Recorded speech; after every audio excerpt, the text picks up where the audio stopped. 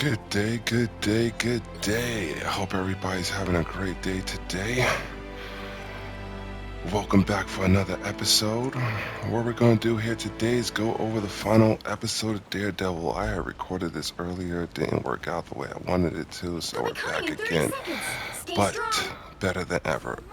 So let's go over where we're at in this final episode and ask a question.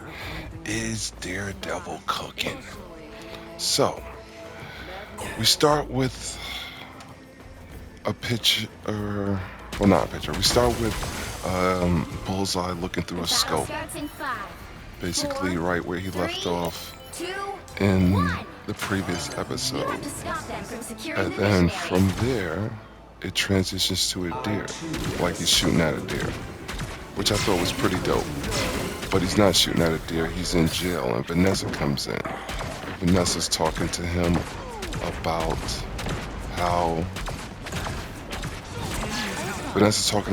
how they got Fisk off and he was acquitted. And she wants him to do a job and she could help him. She could do some favors for him. And so he's all drugged up, writing his name, basically writing his last testament out, because it's never going to be looking good for that. I'm just saying, I know that. As we all can see, never trust them. So, from there, what happens is that we're back in. From there, what happens is that we're back in the office with Fisk. Right after the assassination attempt, he's going crazy, giving orders. But a particular order that he gives is that he tells his right-hand man to go finish off Murdoch, because you can't be talking about vigilantes being bad, and then if you want to reveal one, the main one, saving your life, it's not a win-win situation. So he wants him to succumb to his injuries, and then a blackout happens. They turn off the power. Not martial law, basically riots start going out in the streets. Everywhere there's riots now. People are looting. And then we turn to a situation where the cops stop this guy. He drops the item in his hand, and then they shoot him. And their justification, well, one of them shoots him. And his justification is that he puts his he puts his hat over his face as a mask and says that he was a vigilante. Masked hero, which I think is crazy, because that's just wild how they would set that up, and that's wild that he just killed them. Well, he just killed them with no thought, no nothing, and I thought that was pretty wild. Next from there, we're getting into where we're at the hospital now. Daredevil wakes up, and with a messed up arm, he hears and feels what's going on around him from the blackout. So he gets up out the bed, dips out right before Kingpin's main man can kill him. Which, man, Daredevil's hey man, you gotta be ahead of the game. So from there, we got the commissioner. The commissioner's asking one of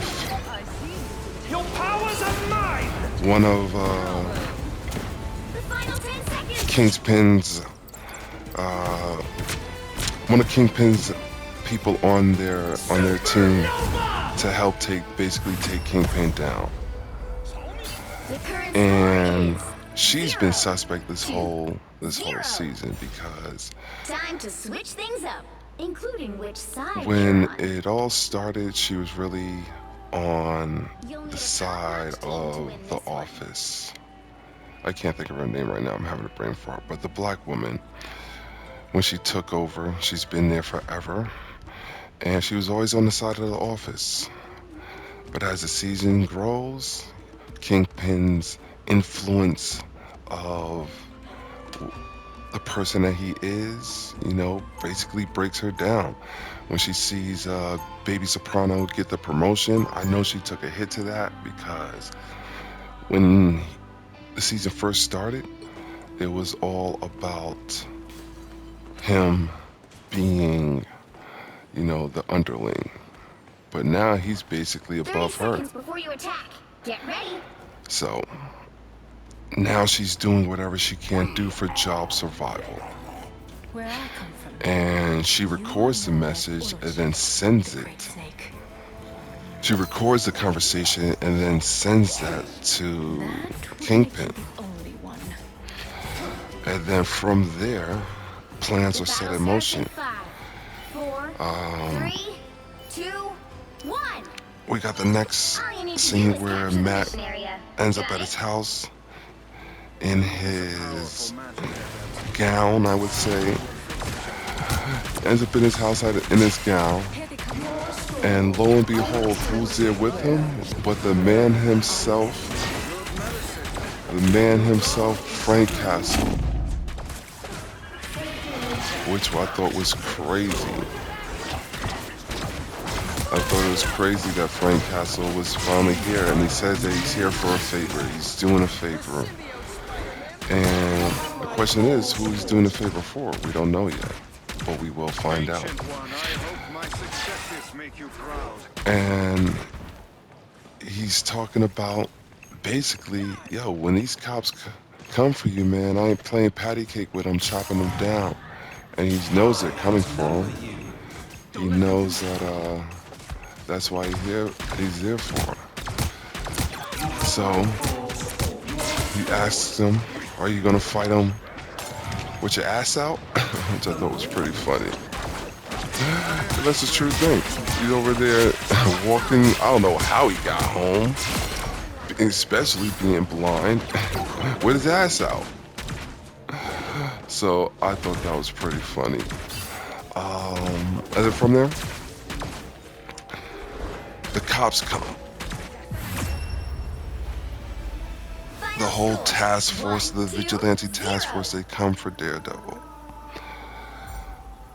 And from there, they bust down the door, they enter the house, and Daredevil drops in like Batman, OG Batman from the 90s, straight through the glass on him, in the middle of everybody, and just starts putting foot to ass. And these choreography scenes in this season are very good. I will say that. I highly appreciate these choreographies. They're very good for the fight scenes.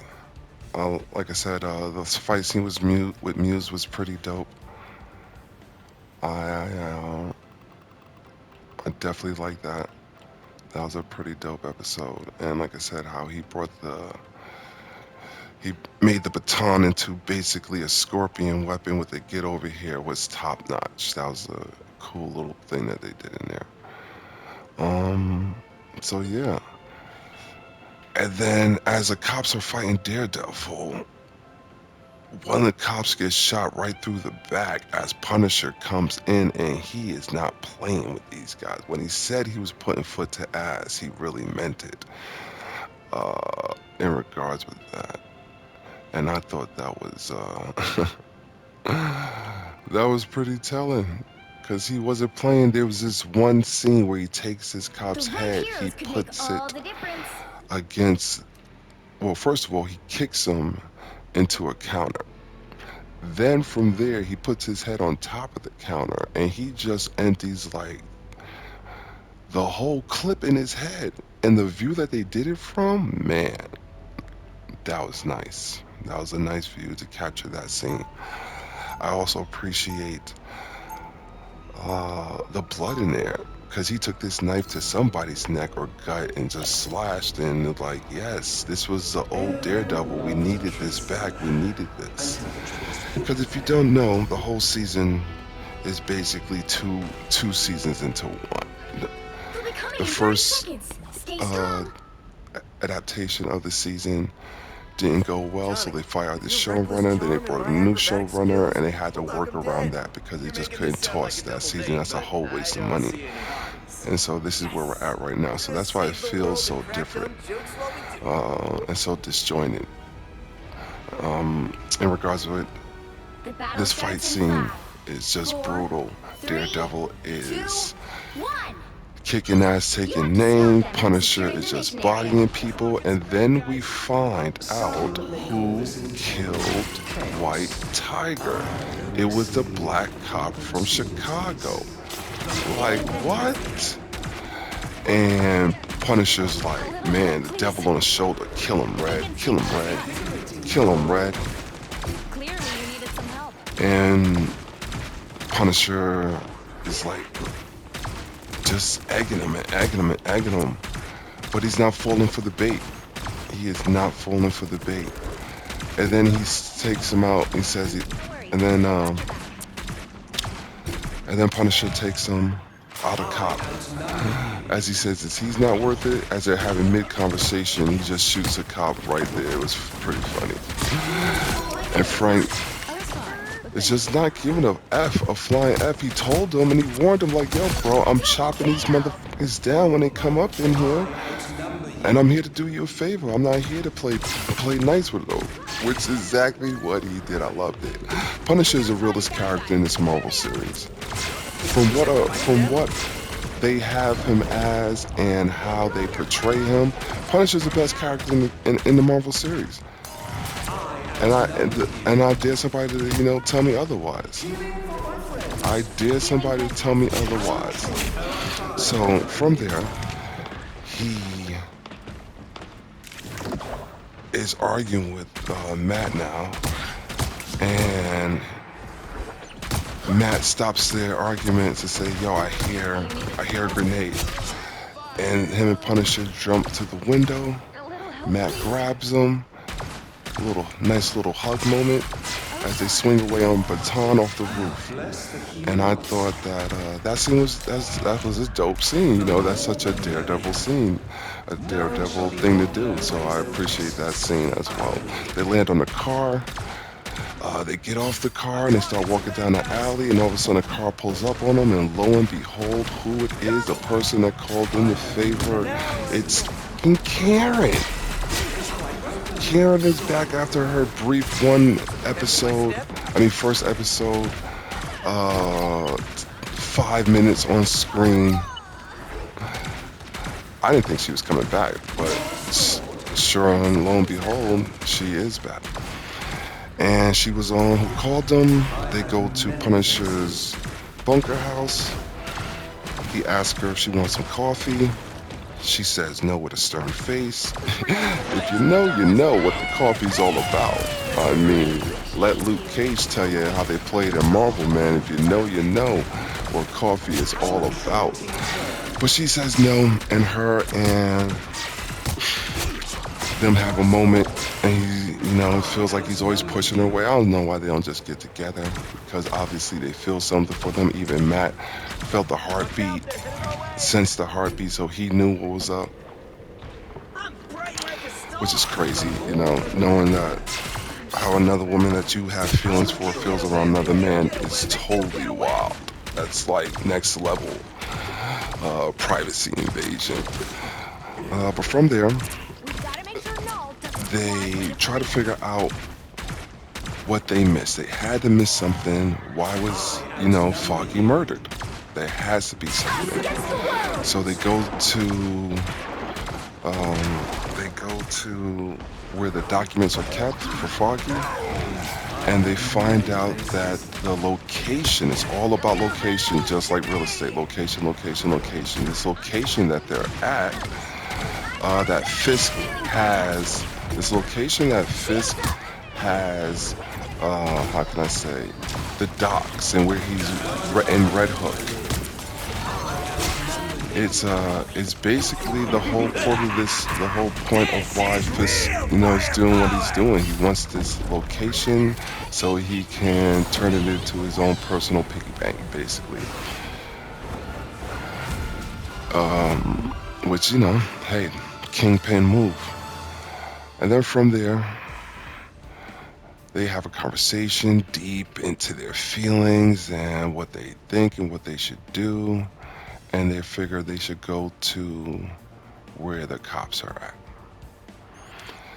And then from there, we have the commissioner getting into a truck. And lo and behold, it's not his driver that he was expecting to escape into the sunset with. It is one of Kingpin's men. Kingpin brings him to a location.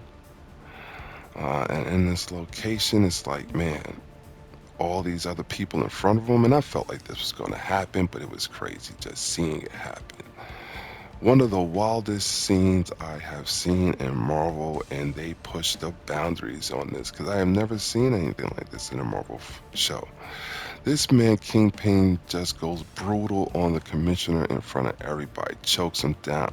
I mean, hits him in his windpipe, makes him drop down to his knees, and then proceeds to crush his head. Okay? Proceed to snap his head in two in front of everybody there. So now everybody there is complicit for murder. All y'all are part of the gig.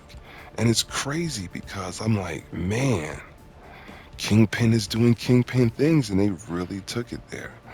So I thought that was pretty dope. Um, from there, Frank hears on the radio that the cops are going to head back to this location in Red Hook, and he meets them there with a friendly hello. And he starts taking them out one by one. It's like a 5-on-6, and they just keep coming. The more cops he takes out, the more they keep coming, and he eventually is subdued. From there, they put him in a chair and they tell him how they worship him, and then he should be a part of this. Come to the side of the dark side. The force is strong over here. And he's like, you think you know my pain? You think you know my struggle? I thought he was about to drop a hot 16, honestly. But he didn't.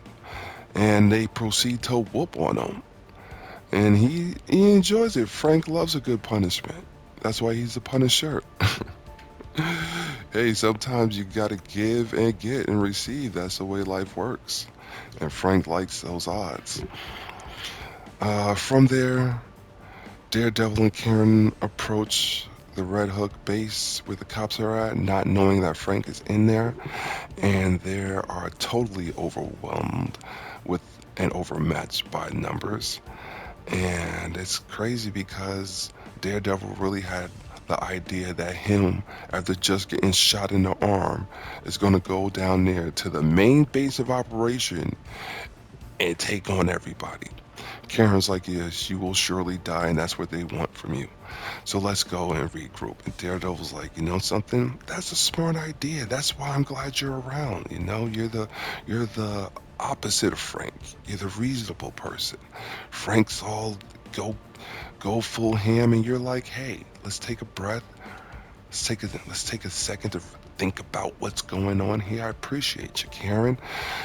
So they go back to the bar, and in the bar they've got what's basically going to be his team of people that are going to be on his side. That's inside the law, because right now there's